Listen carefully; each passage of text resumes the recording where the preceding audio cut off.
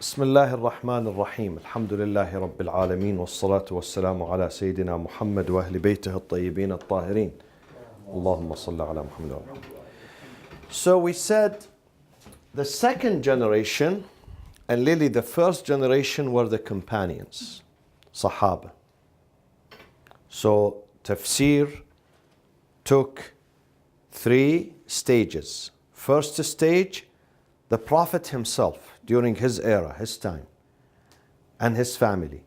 After the Prophet were the first generations, meaning the family of the Prophet and his companions. And then the third stage, we are in the third stage. Tabi'un means followers or second generation. And we mentioned, Lily, last time, that during the second generation, the science of tafsir, exegesis, have expanded more in depth and in width, meaning more people we had.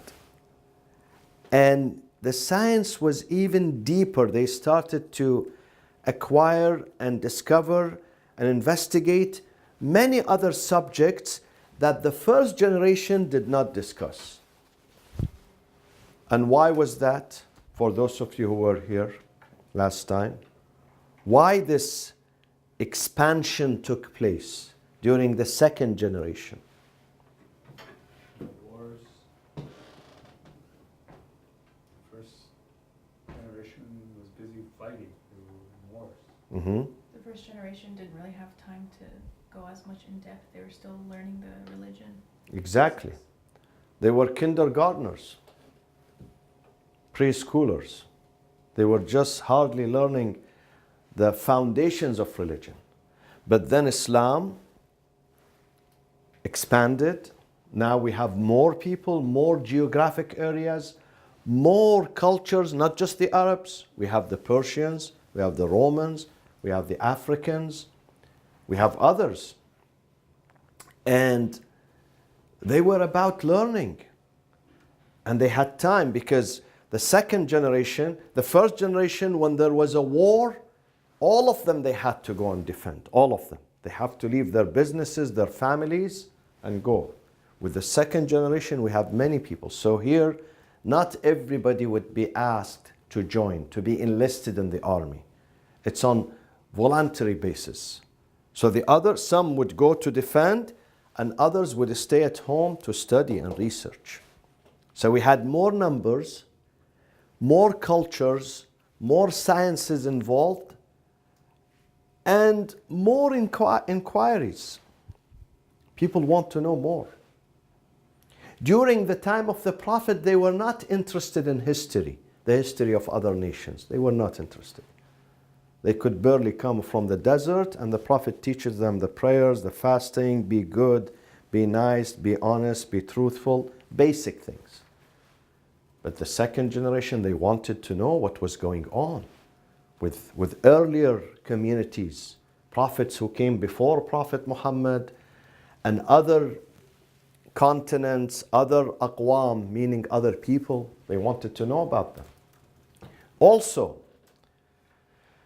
there was another dimension added to Islamic sciences. What was it? Monotheism. Monotheism. Exactly. During the time of the Prophet, nobody spoke about, or Abu Bakr or Umar or Uthman, nobody spoke about philosophy or theology. Nobody. There was no falsafa, philosophy. No theology, which is ilm al-kalam. Ilm al-kalam is theology. Okay? So it was basic ideas. People accept basic ideas, discuss very basic ideas. But then later on with the second generation and third generation, we witnessed the emergence of schools, not just one school, different schools of philosophy in Islam, based on their understanding of the book.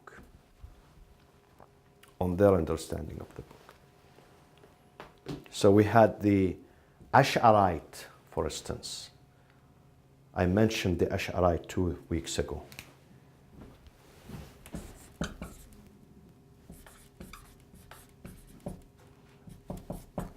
We had the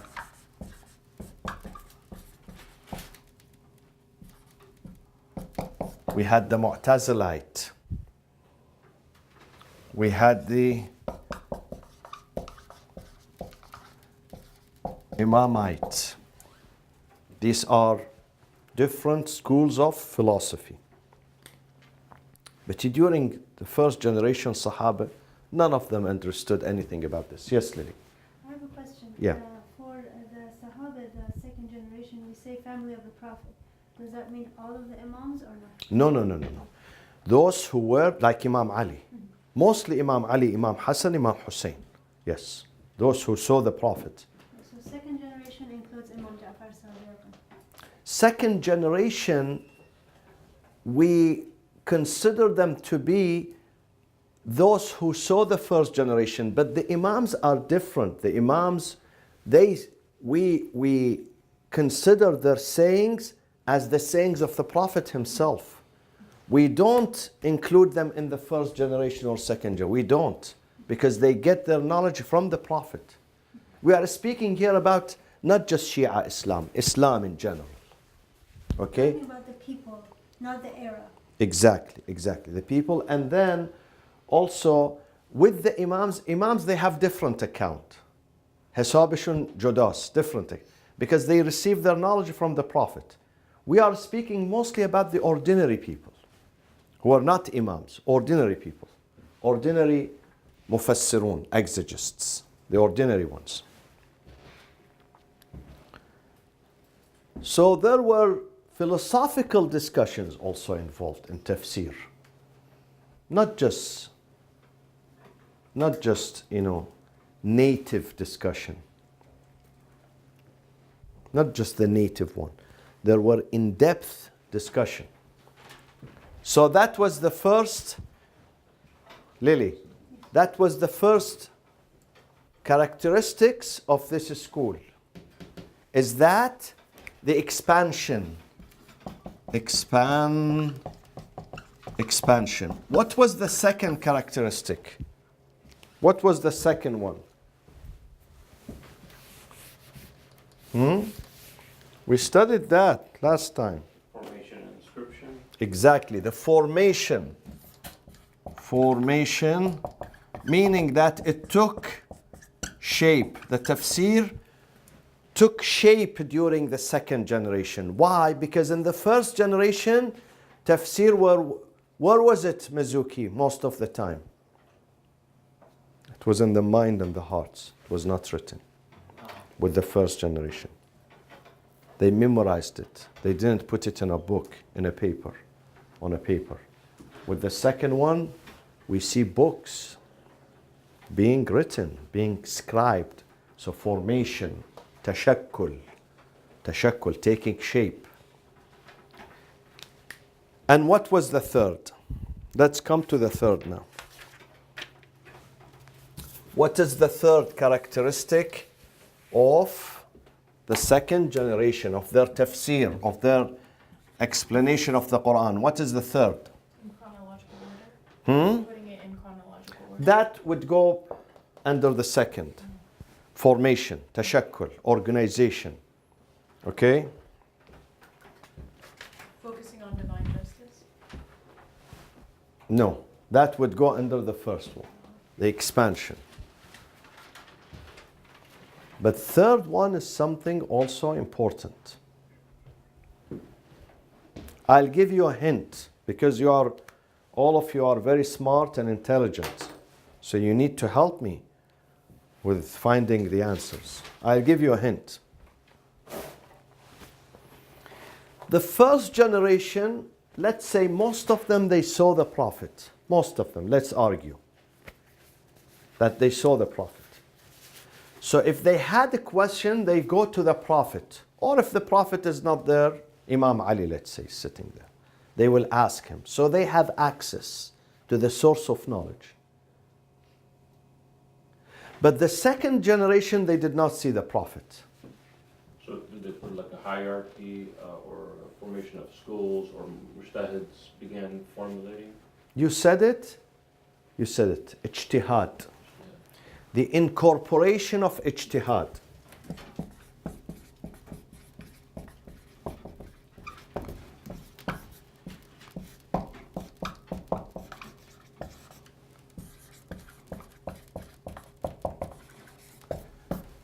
Mizuki. Ijtihad means reasoning, using aql, brain and reason.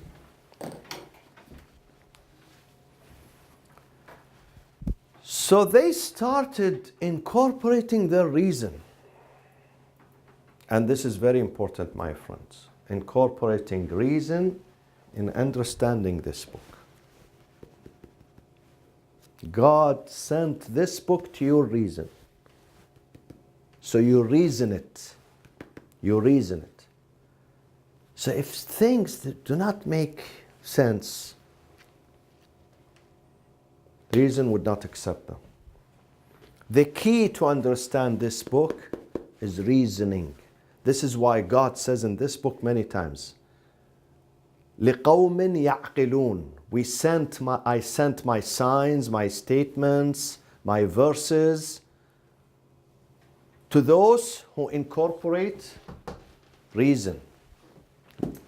لِأُولِي الْأَلْبَابِ. Sometimes لِأُولِي الْأَلْبَابِ. Lub means aql. I sent in my book are signs for those who reflect, who use their brain. And if people want to learn Quran without incorporating their reason, we're going to have a big disaster. And that big disaster is called misinterpreting the Quran. Misunderstanding it. They will understand the Quran upside down. I'll give you an example. In chapter 33 in this book, God says to the wives of the Prophet that you have to be a role model. And during that time, that era where the Prophet existed, قَرْنَ فِي بُيُوتِكُنْ. Sit in your homes. Do not go out. Do not expose yourself to the society. Don't. And it could be a reference to after the death of the Prophet, so they don't go out. Because one of them, after the death of the Prophet, she was mobilizing people to go to war against the legitimate caliph, which is Imam Ali. She was mobilizing people. So maybe God was referring also to the future, to a specific incident. Now, after 1400 years or more, Taliban in Afghanistan or in Saudi Arabia, they say women have to stay indoors. They should not leave their homes. Because this is a verse in the Quran. They show you the verse. They say, see, the verse says, stay indoors. But they are not using their brain and their reason. First of all, God is speaking to women during a specific time, not all times. Also to specific women, not all women. And to specific circumstances, not all circumstances. Not all circumstances.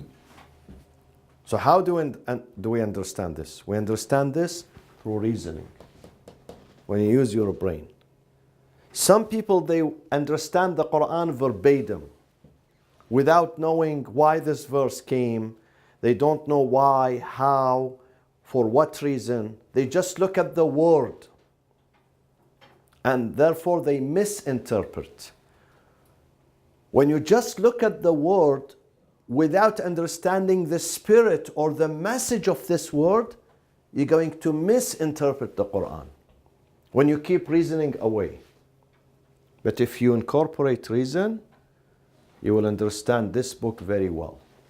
And this is why the third characteristics of this school, and even now in Arabic they call it i'malul aql, i'mal meaning incorporation of the reason. I'mal means incorporate, meaning using your aql. Where is your aql? God says this book, even you as an ordinary person, when you reflect, you're going to get something valuable out of this book. And who was the pioneer of this school of using aql in understanding the book? Imam Ali alayhi salam, and he passed it to his student, his first student. Who was his first student? Ibn Abbas. So Ibn Abbas was the pioneer of this school, ijtihad, okay? And where was his school? In Mecca.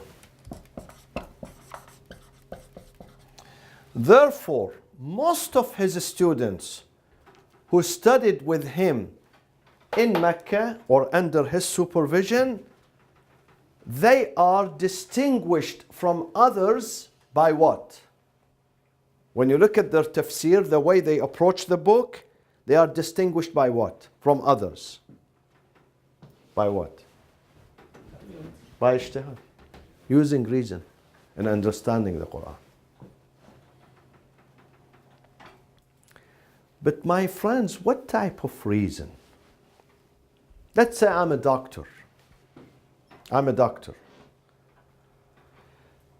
a patient comes to me, and definitely I have studied things at school. Then I can use my reason to diagnose this patient or his disease or his sickness. But suppose I'm not a doctor, I have no clue about medicine. Could I say I'm using my reason in diagnosing this case? Though I have a reason, my reason is safe. I'm not cuckoo. My reason is safe. But reason alone is not enough. You have with reason, what do you need? Knowledge and experience. You need knowledge and experience, not just reason. So Ibn Abbas, when we say he was a pioneer, he was not depending solely on his reason, but he was incorporating with it what? Mixing with it what? What he studied from Imam Ali. The methodology. Methodology is also important. You have to study the principles and then you use your reason. Then you use your reason here. So when we say using ijtihad or reason, it's not mean minus or independently from methodology or studies. No. You combine both. You combine your studies plus reason. Both of them will produce good results, positive result. Unfortunately, after the death of Ibn Abbas, this school did not exist for long. Many of them, they traveled to Khurasan. At that time, Khurasan was flourishing and there was some freedom. Today is Khurasan, Mashhad. So they moved to the eastern part. Khurasan now is part of Iran. But at that time, it used to be larger than now. It used to be some of these Soviet Union countries like Tajikistan, Uzbekistan, Tajikistan, and these Turkmenistan probably, because these ancient cities, Samarkand, Bukhara, these cities were part of Khurasan. Some of them, they traveled to Syria, to Sham. So this school, it flourished only during the time of Ibn Abbas, the pioneer. When he died, what year he died? 60. So this school did not last for long. It was replaced by what school after that? Which school flourished after Mecca? Exactly. Where was he? Ibn Mas'ud. Where was he? Kufa. City of Kufa. And Ibn Mas'ud, Lily, you were not here. Beside Imam Ali, there were great people around the Prophet. One of them is this. Abdullah. His full name is Abdullah ibn Mas'ud. He was always with the Prophet. I have a question.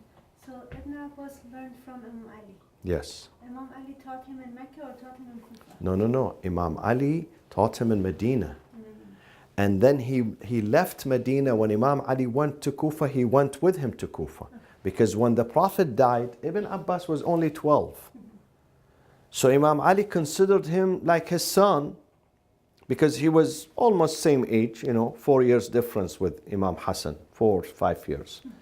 So he was nurtured and raised by Imam Ali. So every bit of knowledge he has about the Quran, he took it from Imam Ali. And then he passed it to his students.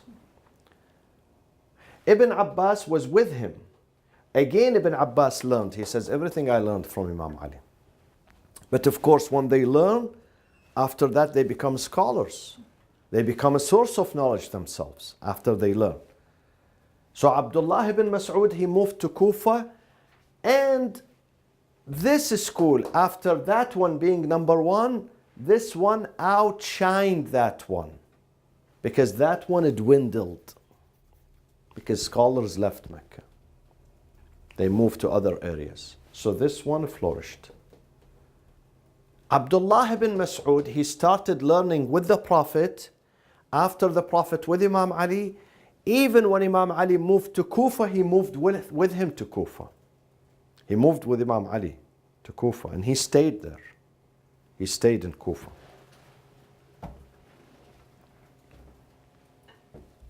So these two schools, the school of Mecca and the school of Kufa, are known to be traditionally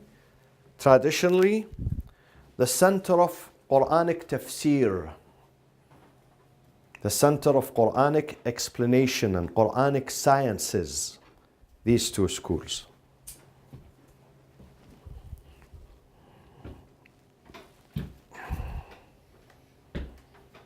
And two people after Imam Ali were really the pioneers and leaders, iconic figures in tafsir, in Quranic explanation. Number one was Ibn Abbas, and number two was Ibn Mas'ud. What, Mizuki, what generation this was?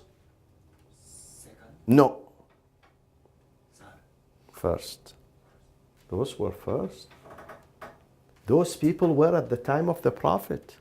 They saw the Prophet, those. So those are considered, this is the family of the Prophet, this is companion. This is family, this is companion. And this one, Ibn Mas'ud, he was so close to the Prophet that some people considered him family. He's a Prophet's family because he's always with the Prophet. So this is first generation, my dear. We are speaking about, though it says second, but I'm giving you the background. Okay? So those are from the first generation.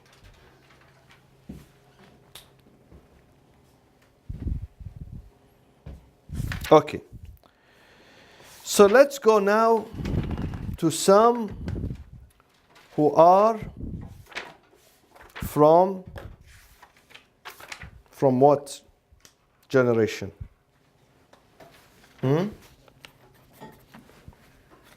What generation? Help me. Exactly. Exactly. We go to the second generation and some of their leaders. Who are the leaders, the pioneers of the second generation? Those who are number one.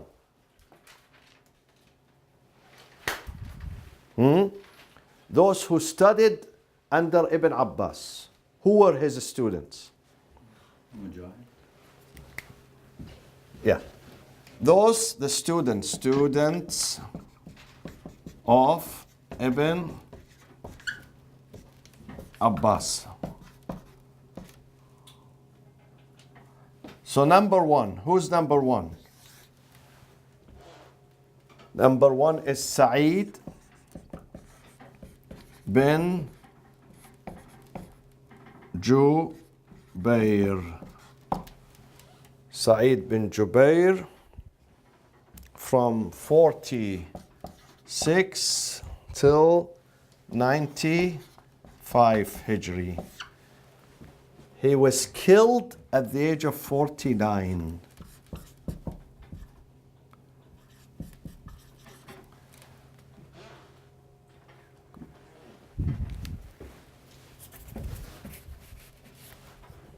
Killed by whom? At the age of 49. Killed by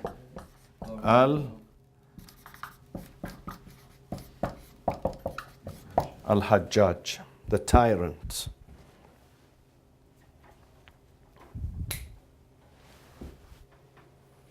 That was in Kufa, right? That was in Kufa. This man was in Kufa, Sa'id ibn Jubair.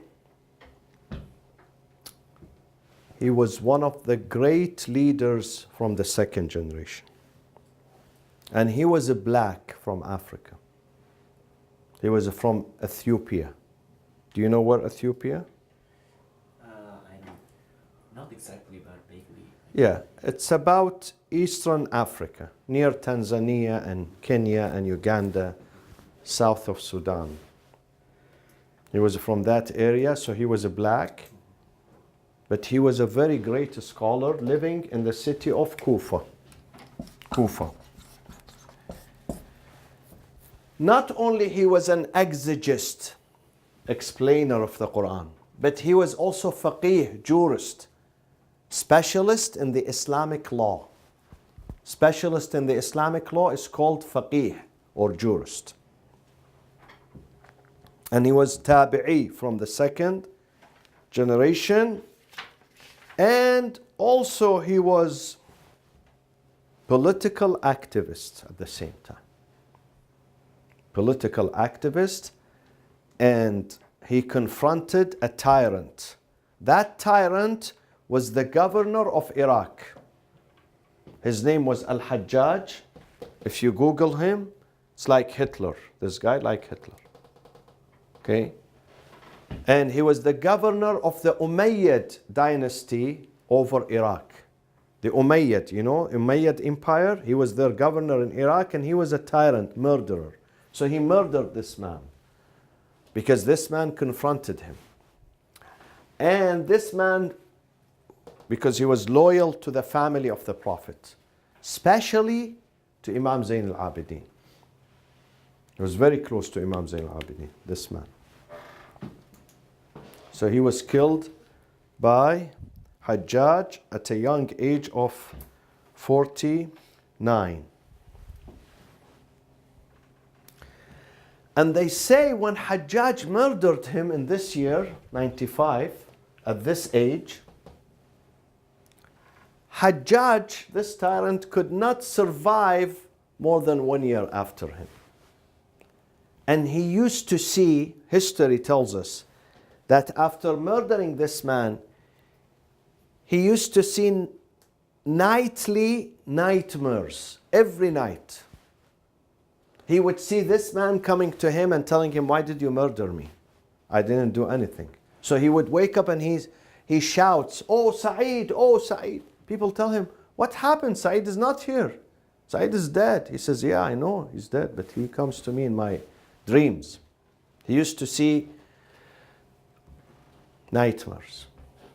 There is a similar story of another tyrant who also, when he murdered an innocent person, and that person was the companion of the Prophet, he used to see nightmares until the moment of his death. And he would say, "Mali, what do I do with this man? Why this man comes to me?" Who was that? Who was the tyrant and who was the victim? Yazid. The father of Yazid, Muawiyah. Muawiyah, when he killed Hijr ibn Adi. Hijr. When he murdered him in cold blood, he would see nightmare every night until he died. Until he died.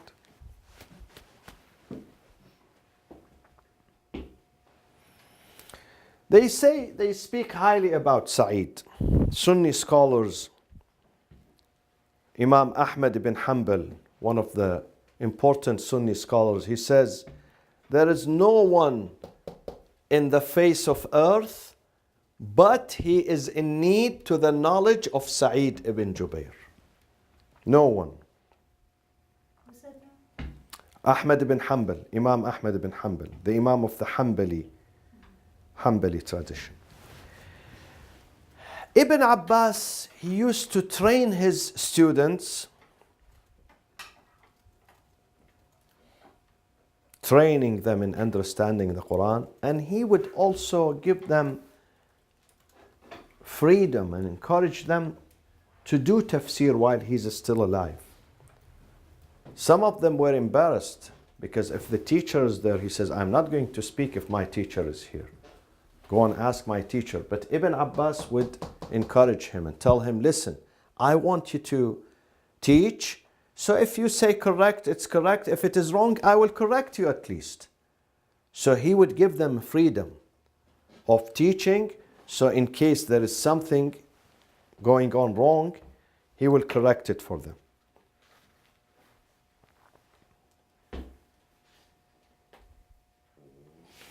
Now, in an example of his tafsir, chapter 29, verse 24. Chapter 29, verse 24. What is the name of this chapter 29? We spent one whole year in Ramadan, 30 nights, teaching chapter 29, which is called what? Yusuf, we did 2 years. Yusuf is chapter number 12. This is number 28. This is Al-Qasas, the stories. Stories means the stories of prophets and messengers of God are mentioned in chapter 29. By the way, do you have a Quran? Yes, I got it from you. The English one? English one, yeah. Okay. In this chapter, Moses, when he travels, he flees Egypt because they were about to capture him. And he goes where? He goes to the city of Madian. In the Torah, it's called Madian. In the Quran, it's called Madian. Same city. Today, currently, it's in Jordan and it is called Ma'an. Ma'an in Jordan. Who was the prophet in that city? Shu'aib. His name in English is Jericho. Jericho was the prophet. So Moses, a young man, he runs from Egypt because they were about to capture him, and he walks day and night until he reaches this city.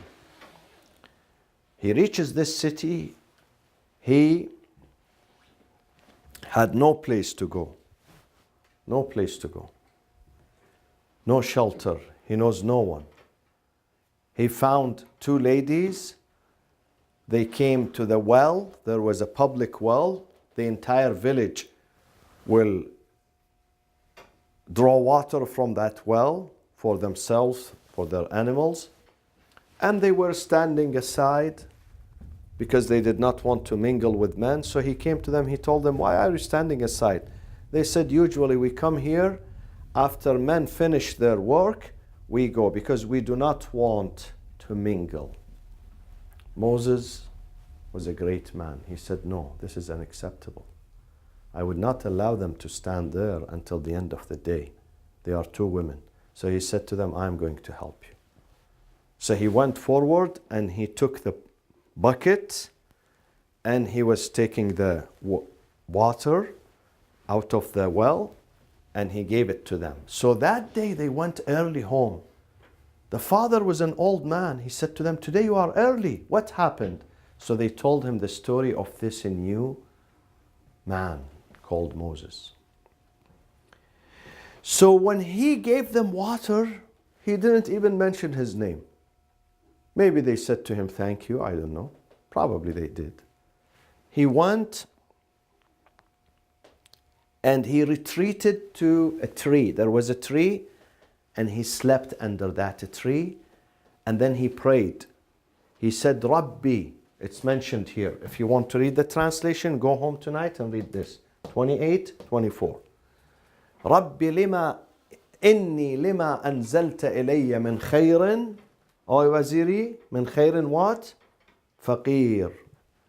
O Lord, you have given me so much things, so much goodness, but I'm still poor. So Sa'id ibn Jubair, he learned this from Ibn Abbas. And Ibn Abbas, he learned this from whom? Imam Ali. And Imam Ali, he learned that from whom? From the Prophet. He says the meaning of poor, faqir, is what? I still owe God Knowledge and worthy of or is Of course, he's in need. He's in all sorts of need to God. Security, health, food, drink, home, family. But Sa'id ibn Jubair, this guy, he says when he said, I am faqir, he was looking up to even half a date, not just one full piece. At that time, he was so hungry that he needed just half a piece of a date. Shiq tamra. In Arabic, it's called shiq. Shiq means half. Half a piece of a date. And what happened after that? When he did these prayers? Did God listen to him or not? Of course.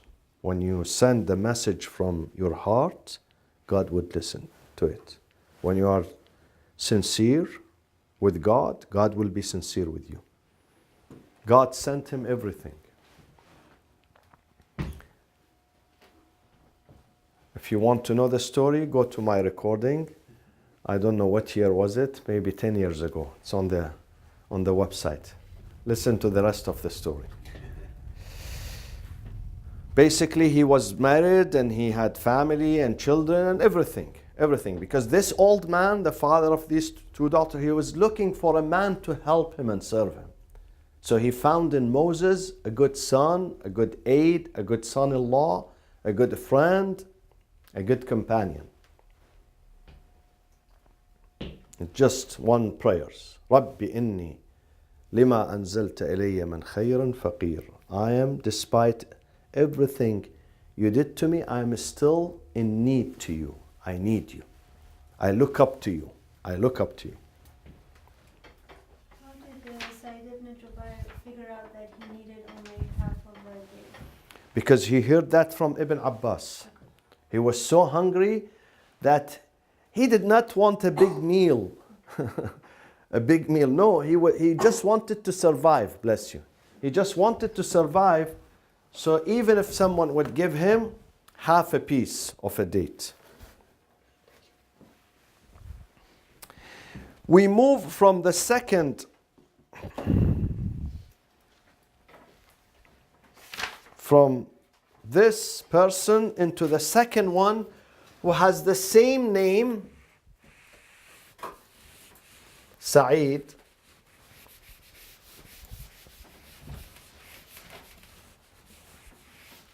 Okay, but last name is different. That one was Sa'id ibn Jubair. This one is Sa'id bin al-Musayyib. Musayyib. Sa'id ibn al-Musayyib, who lived from 15 into 95. So he died at the age of what? 8 years.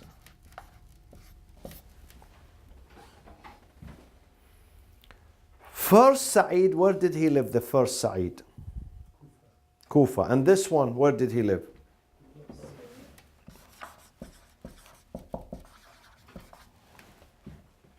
He lived in Medina. And also, he was known as أحد الفقهاء السبعة في المدينة, one of the 7 top jurists in the city of Medina. One of the top 7 top lawyers, if you will. Jurists who know the Islamic law. His knowledge was extensive. He was very pious. His grandfather, his father was Musayyib. His grandfather's name was not Hassan, Hazan, from sadness, Hazan. His grandfather, when he was born, he brought him to Imam Ali. And he asked Imam Ali, because he was born 4 years after the death of the Prophet. 4 years. So he brought him to Imam Ali and he asked Imam Ali to teach him. He said to him, this is my grandson. I deliver it to you. I trust you with him so you can nurture him, make him a scholar. So Imam Ali took care of him. And he never left Imam Ali, this man, Sa'id ibn al-Musayyib. He was always with Imam Ali. Even when Imam went to Kufa, even during the 3 wars of Imam Ali, this man, Sa'id ibn al-Musayyib, was with him. And he's also considered one of the fierce and true followers and loyals of whom? Imam Ali and Ahlul Bayt. And of course, after Imam Ali, his family, and especially Imam al-Sajjad, the 3rd Imam, Imam Zain al-Abidin. And of course, they say many things about him, many good things about him. That he is the most knowledgeable, he is the most pious. If you need to learn what is lawful and unlawful, go to this man. Many, many references. Even Imam Zain al-Abidin. Imam Zain al-Abidin, he testifies. The 3rd Imam, the 4th Imam. Why did I say the 3rd? The 4th Imam. Imam Zain al-Abidin, he says this man is the most knowledgeable in بما تقدمه من الآثار وأفقههم في رأيه. When it comes to his opinion was the soundest. The soundest.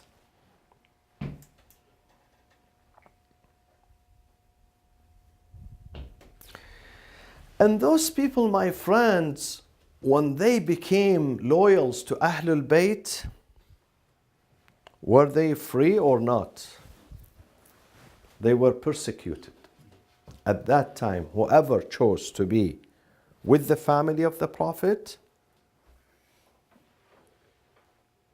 he would have exposed himself or herself to persecution.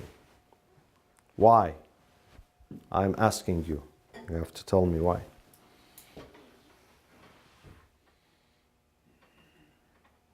Those who gather around the family of the Prophet and they become loyal to them and their followers and their disciples, they were persecuted by the regime. Why? No idea? Who can tell me? They were a threat to the regime. Yeah, because the political establishment at that time were anti the family of the Prophet. They were against the family of the Prophet. So whoever associates himself with the family of the Prophets and the Imams, he will be liable for punishment. And therefore, most of those people, they were killed, including this man, at the age of 80. Most of them were killed because they were harassed, they were persecuted.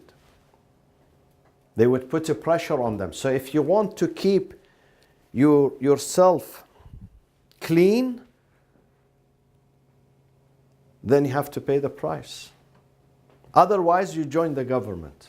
You join the political establishment, who were very corrupt at that time. The political establishment were tyrants and corrupt people who came after the Prophet.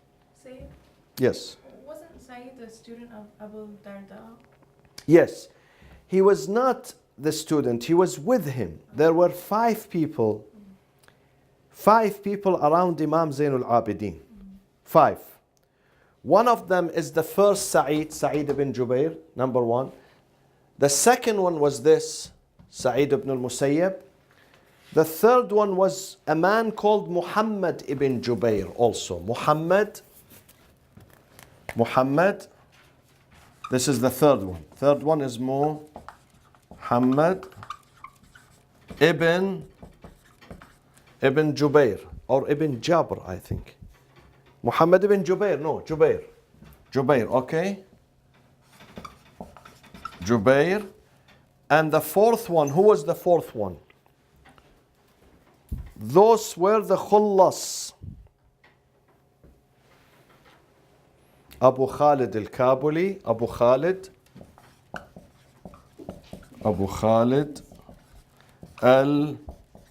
al-Kabuli. And number five was someone called Yahya ibn al-Tawil. Yahya ibn al-Tawil. Those five were the best, the elite. They called them al-Awtad al-Khamsa. What does Awtad mean? Watad. What does Awtad mean, my friends? They call these five people al-Awtad al-Khamsa. Al-Awtad al-Khamsa. The five what?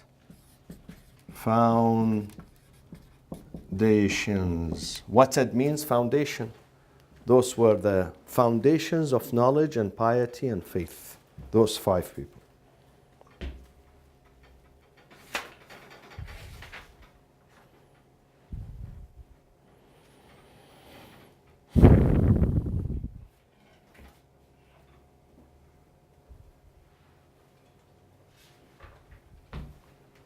And this man says, Sa'id ibn al-Musayyab, I traveled with Imam Zainul Abidin to pilgrimage from Medina to Mecca to Hajj. On the way, we had to take a break. So we descended in a rest area, which is called Manzil. The rest area is called Manzil. And the Imam stood to pray, and I was praying with him. And once the Imam did ruku' and sujood, bowing and prostration, and he was doing tasbih, you know, in the ruku' and sujood we say, Subhana Rabbiyal Azim. I heard everything around us, including birds, repeating this sanctification. So when we concluded the prayers, I turned to the Imam. I said to him, it's amazing. Imam said, don't be amazed. God says in this book that everything praises God. Everything in this universe sings His praise. وَإِن مِّن شَيْءٍ إِلَّا يُسَبِّحُ بِحَمْدِهِ.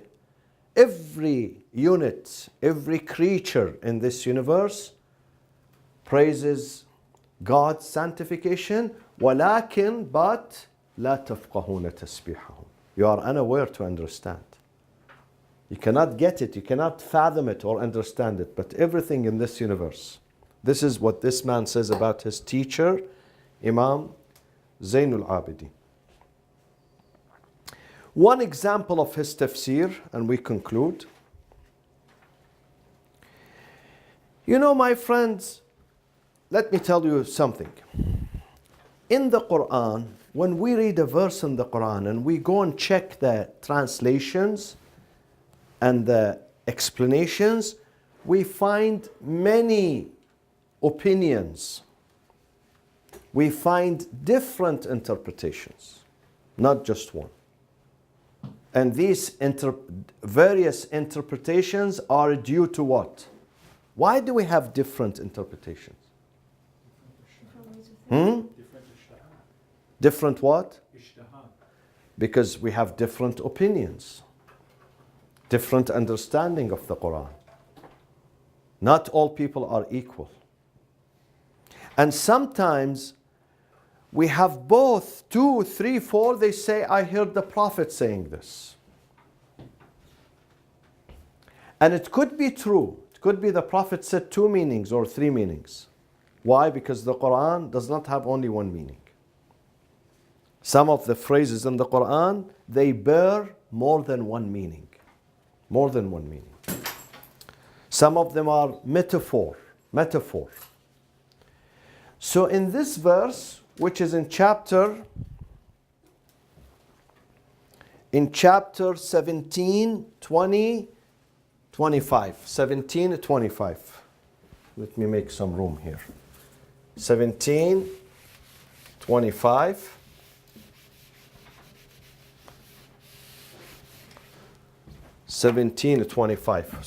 What chapter is it, my friends? Huh?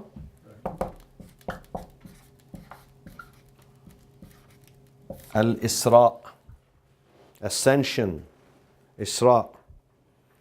ربكم أعلم بما في نفوسكم إن تكونوا صالحين. Your Lord knows best what is inside your hearts. If you become righteous, فإنه كان للأوابين غفورا. If you become righteous, فإنه, he therefore, كان للأوابين.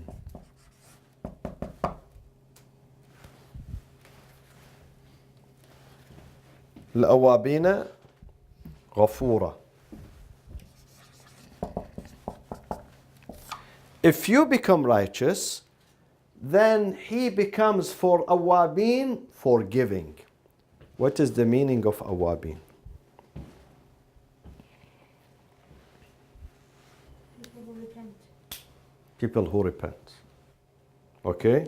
So the repentant. Yeah? Yeah? Repentant. Repent. Or sometimes we can say penitent also. So what does that mean? Can you explain, Lily? Someone who feels that they did wrong and they come to God and they say, I won't do it again. Yeah. So the meaning of awab is repentant, but this is not the meaning in Arabic. No, you said it right. But the original meaning of awab is not repentant. With the one that makes a mistake in the opinion. Awab, what does awab mean in Arabic? So, Mazuki can write it. Awab, see? This one, Mazuki, this one, here. Awab. Awab. Awab is the one who returns. One who returns frequently. Someone who returns frequently is called awab. So this meaning is taken in repentance, because when we commit a sin, we go back to God. How many times we go back to God? 1 time? 2 times? Maximum? Not 3 times? Huh? Every day. Frequently. Many times. Many times a day. Listen to this translation of this man, to this one. Because it's, of course, it's not his translation. He got it from his leaders. Now, let's say someone is committing a sin 1 time, then he goes back to God. 2nd time, he goes back to God. 3rd time, he goes back to God and tell him sorry. How many times he can go back to God and God would accept it from him? Is there any limit? Or God says, no, 2nd time, this is enough. Third time, I'm not going to accept you. Which one? Does it have limit or it is unlimited times? It's Unlimited. sincere. Unlimited? If it's sincere, it can be unlimited. Exactly. Look at Lily. If he's sincere, meaning when I really go back to God, in the background of my mind, I'm not going to do this again. I'm really going to go back and stop it. At that time, the time of return and saying, I'm sorry, my intention is really sorry and I don't want to go back to it. That was my last time. But then tomorrow, again, my soul is weak. I do the same. So it is unlimited. It is unlimited, provided that it is what? It is sincere. But if I go back to God and I know I'm going to do this tomorrow, let him just accept my apology now. Tomorrow, if the opportunity comes, definitely I would not miss it. I will do it again. Then this is not Awwab. He's not Ghafura. He's not going to accept it. Because in the back of my mind, I know I'm going to do it. I wasn't sincere.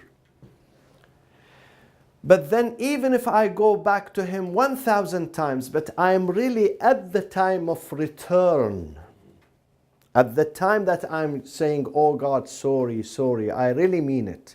I was really meaning it and I was sincere. God is going to accept that from me. This is the difference. Because some people think, today I do something bad, in the evening I tell him, God, sorry, and tomorrow I am going to do it, and again I am going to, every night. It's like Christians who do everything during the week, on Sunday they go to church and they say sorry. But then the next weekdays, they're going to do everything. It's like Muslims who do every bad thing, but Thursday night they come to the mosque, oh God, please God, my sweetie, please forgive me. And then they seek forgiveness, but they know that they're going to commit the same sin. So they leave Thursday night for God and the rest of the week for themselves and their entertainment and their whims and their desires. This is not apology. This is not sincere apology. And therefore God is not going to forgive those who know that they're going to repeat it. God only is going to forgive those who are sincere and they make a pledge, I'm not going to do it. But however, sometimes they break down. They can't resist. This is the problem with us. The power of resistance is weak. Why it is weak, Mizuki, sorry. Why we are weak in front of sins? What do you think? Because we are person. Because we are person. We are what? We are person. We are people, human beings. Yes. And human beings, we have what? We have Desires? desires. Okay. And we can't control these desires? We have to control his Mind? mind. Uh-huh. But What happens? The mind sometimes is compromised. Compromise becomes weak. Yes? Why it becomes weak? will.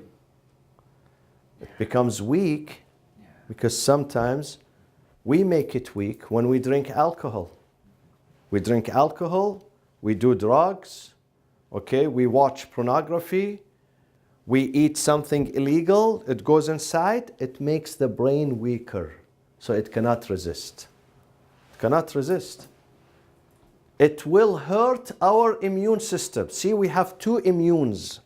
One physical immune system.